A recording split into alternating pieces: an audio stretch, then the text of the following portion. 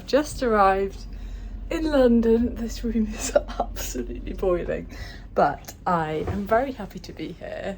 This is my little yellow room. I am here on a solo adventure for a friend's 30th birthday party, which will be lovely, but Ted sadly couldn't come, so I'm here solo, and I normally am lucky enough to stay with my cousin Sarah, but I kind of thought this time, as the party is about an hour from where she lives, and I didn't really fancy trekking all the way after the party by myself through London. I feel like ever since I moved to Devon, I'm just really more conscious whenever I come to London. Like, I'm more scared walking around, especially when I've got my phone out, which I kind of need to do for my directions and things like that. And yeah, I just don't like walking around by myself at night time anymore, which is weird because when I lived here in my early 20s, that never really bothered me at all. I feel like, I don't know, you just get more cautious as you get older, things like that.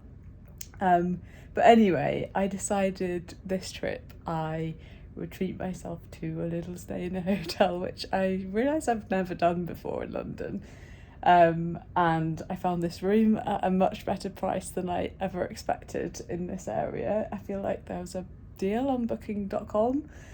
But anyway, I feel like I'm on a little adventure. It's really weird. I know that probably sounds a bit dramatic. I mean, calm down, Georgie, you've just come to London by yourself.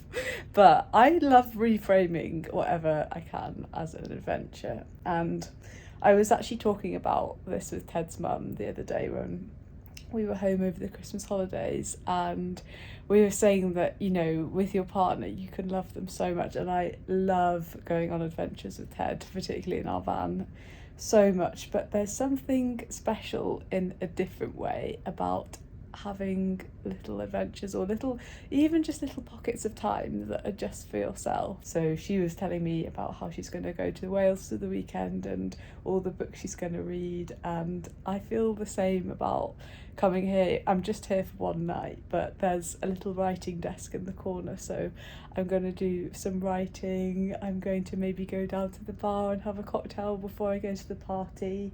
And I don't know, I just love the feeling of kind of being out in the world by yourself for a short amount of time and doing your own thing. I feel very lucky to be able to kind of be on my own time, and I know it's not going to be that way forever, so I am making the most of doing this kind of thing while I can. I have got about an hour now before the party begins, so I think I'm going to unpack my bag, get ready, and then head down to Portobello Market, which it will be really strange being back there because I used to run a stall on Portobello Market when I was just starting out in illustration in my early 20s, and I lived around here, so it's really weird being back here. Popping up out of the tube now felt like popping up through a time portal to like a different chapter of my life. It's so different from the slower paced life that I live now in Devon. I need to get a little bag for Bella's present. I've got her framed photograph of us and a couple of our other friends from the wedding, which I'm looking forward to giving her.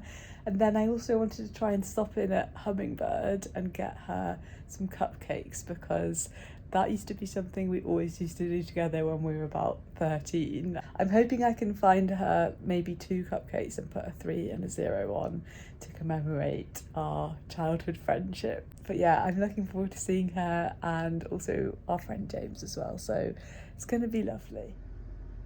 So yeah, I've got the little yellow room, and it's super old-fashioned, which I love, kind of antique feeling, butter yellow walls, and little writing desk, which I'll definitely be using tomorrow, and a little bit of complimentary biscuits, which I think I'm going to tuck into now.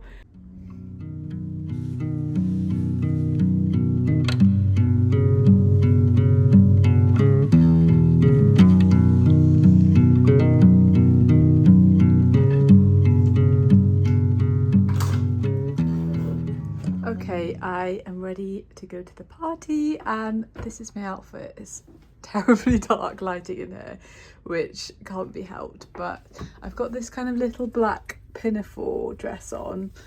Maybe you can see it better in the bathroom. and it's got little blue flowers on, little blue daisies to match my watch bag. I also like because it matches my ring, which makes, I don't know, that kind of thing just makes me abnormally happy. And then I'm pairing it with some black knee boots and a cream polo neck and a little black fluffy bag with Bella's present in, and then I've got this fluffy blue jacket with Peter Pan collar and bows. So I'm really happy with this outfit.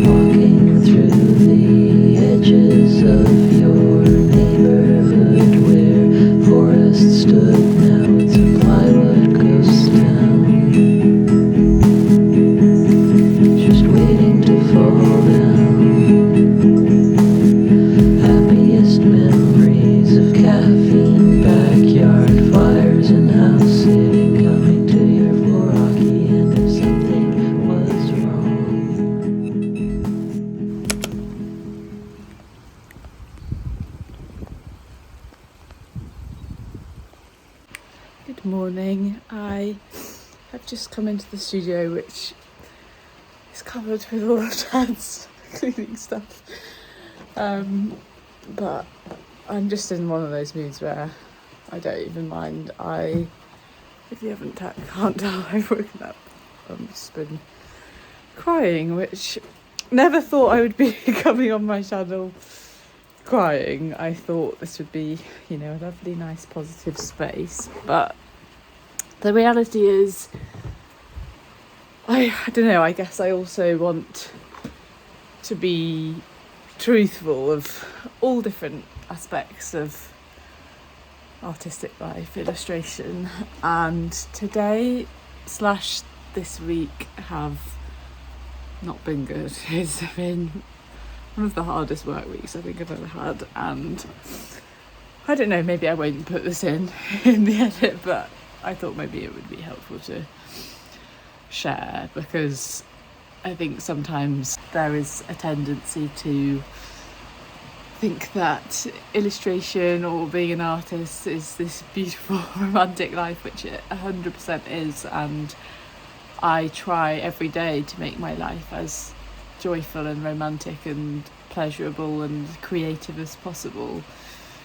But there are downsides that come with it, and I think I had almost kind of forgotten about a lot of those. And yeah, I would say rejection is one of the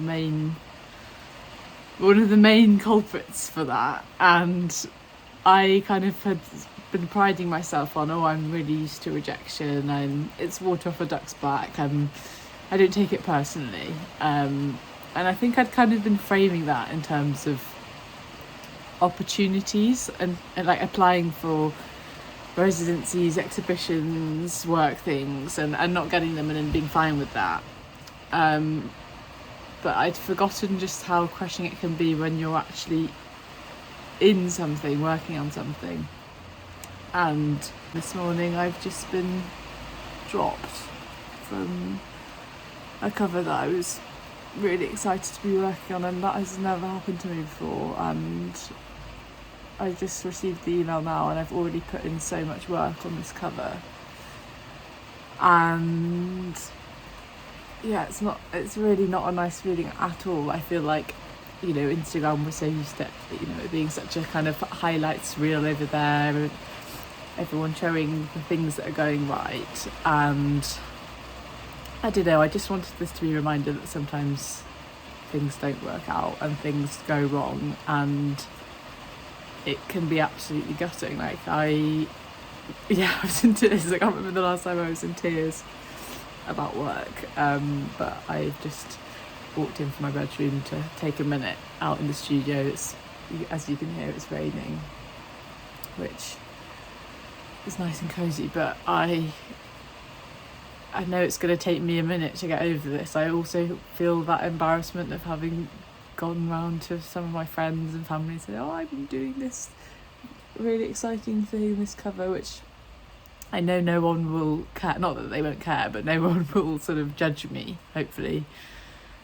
for it, because, you know, it sounds like it's no fault of my own that they've decided to go in a different direction. Like from the brief and what I was making in my style, it just wasn't quite adding up. And I'm just trying to remember that it's nothing personal, that is my style, and it's just they wanted something different. But it does, when it is something as personal as your style, you can't help but take it personally, because your work that is you there on the page, that is an expression of you, and then someone saying they don't want that is someone who you thought really did want it as well. Yeah, it's just quite a tough pill to swallow, but I'm trying to see it also as a reminder of the things that I do want to be working on. Like, I've had this horrible work week. I'm working behind the scenes on my own things, my own books, my own illustrations, and when my paid work comes along, although it's super exciting to be creating books for the covers, sometimes my own personal work can take a back seat because, you know, the paid work takes priority, obviously. But this is just a reminder that, as lucky as I am to be doing this work for other people, the direction that I really want to be taking my work, my illustrations, my writing in is my own books. And just to remember that I have those as my safe place and my direction for life, and to be making sure that I am pouring love and time into those things, and nobody can ever take those away from me. Other projects, people might be able to take them away from you, but things you're working on by yourself, no one can ever take that away from you. So I'm gonna just take the morning, I think. I'm gonna have an everything shower, go on a walk, even though it's raining, a nice moody walk, put my headphones on, put a moody playlist on, and this afternoon I'm just going to work on my own things, and yeah, hopefully tomorrow will be a better day, and we keep on plodding. There's still things I'm waiting to come to fruition, and I'm hoping that the sunshine will come through the clouds and it will be a better day. But yeah, I just wanted to document this. As I say, who knows if it will make it in, because I'm not looking good. But also just reminding myself that in the grand scheme of things, in the grand scheme of my life, soon this will not matter. Right now it can feel like the end of the world. It can feel like the biggest blow, the biggest personal dagger. But it will be okay. In a year's time, I won't even remember this, hopefully less than that, hopefully a few months, and reminding myself that there's other exciting things coming my way that I don't even know about yet. So hopefully next time you see me, I'll be looking a little bit more put together.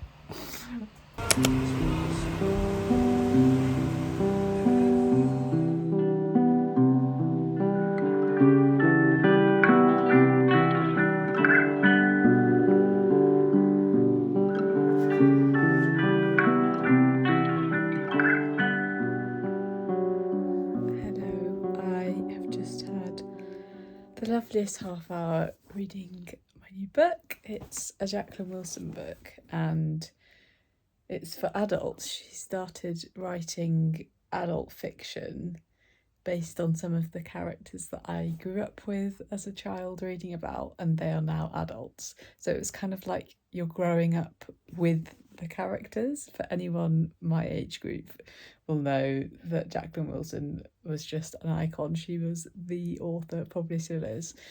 But particularly, I think for millennials around my age group, that was my childhood. So I just think it's such a cool idea that she's now writing for adults.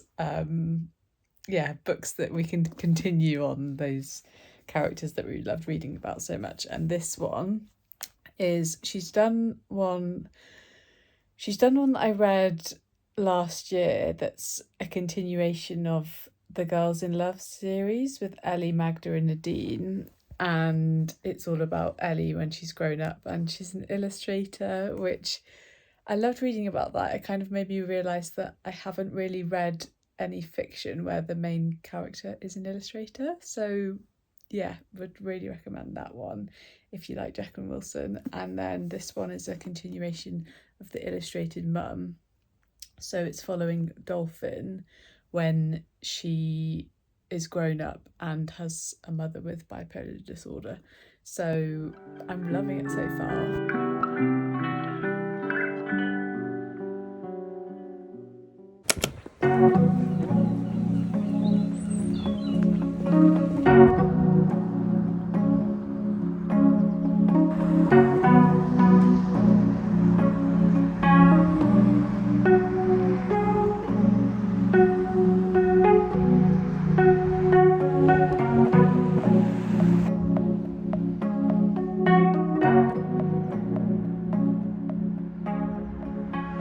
Good morning, it is a new day. I am in the car about to go for a sea swim, and I'm just feeling so much better this morning, honestly. I feel like maybe it seemed a little bit dramatic yesterday to be crying over something to do with work, but I don't know, I think I had been so looking forward to working with that author, and it did just come as a massive blow. But this morning I just feel, a lot more positive. I think it will take me a few days to get fully over it, but this is why I'm going for a sea swim this morning, although the weather is quite on off. It could be raining when I get there, but I actually love a rainy swim so much, and I think there is nothing better for a reset than a sea swim, particularly in the North Devon coast. It's freezing at this time of year in January, but yeah, I'm just excited to go for a little solo swim, clear my head and properly put it to bed. There's a spot that I love to go swimming at high tide. It was high tide about an hour ago, but I had some writing and some emails to finish off this morning, so it should be quite far in still, but normally at high tide the water kind of rises all the way up and you can almost jump in from the kind of railings, which I way prefer that rather than having to inch out slowly and kind of perk up the courage. So let's go swimming. I'm feeling a bit nervous now. It is very nippy, but the tide is looking juicy, so let's go before I chicken out.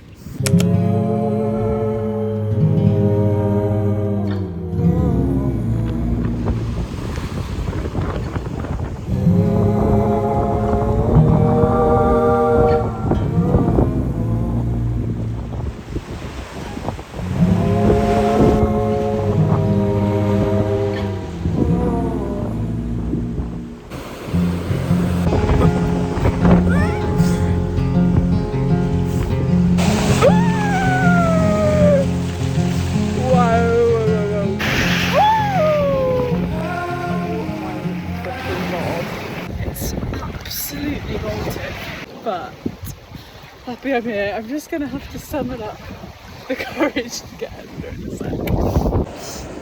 Okay, I'm going under. I'm going under. I'm going under. Okay. 3, 2. Whoa. That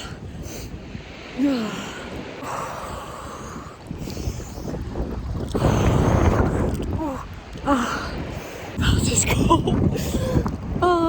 I've had to bring the camera with me because every time I put it up on the stand over there it gets falling over in the wind, so you're literally coming for the swim with me in the sea. There's these really lovely houses as well behind these little sort of beach huts, which I'd love to stay in one day just for the weekend and then come and swim every morning, but this is one of my favourite spots.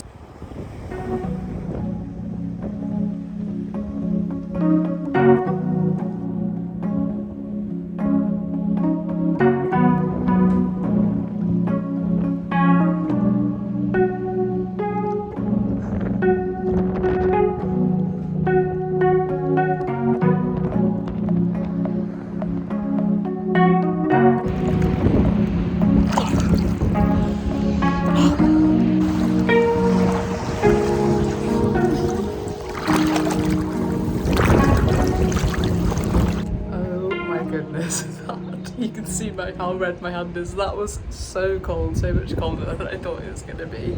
But I am so glad I did it. You never regret a sea swim. Although I did forget my big fluffy coat to put on after, which is really gutting. But I'm going to put the heated seats on in the car when I get back in the car, and that is when the heated seats come into their own, is after a sea swim. But yeah, I'm just feeling super grateful to live by the sea, because whatever problems you have going on, like yesterday with work or anything, as soon as you get to the sea and you look at the water, your problems just don't seem or feel as big anymore, and you feel small in a really good way. I think you kind of realise how small you are in the vastness of the universe and the ocean, and yeah, I feel much better for it, and also grateful that I'm in a position as my own boss as an illustrator that I can come for a sea swim in the middle of the day if I've not got much work on. So yeah, lots to be grateful for, and reminding myself of this lesson that a sea swim is the best reset you can give yourself.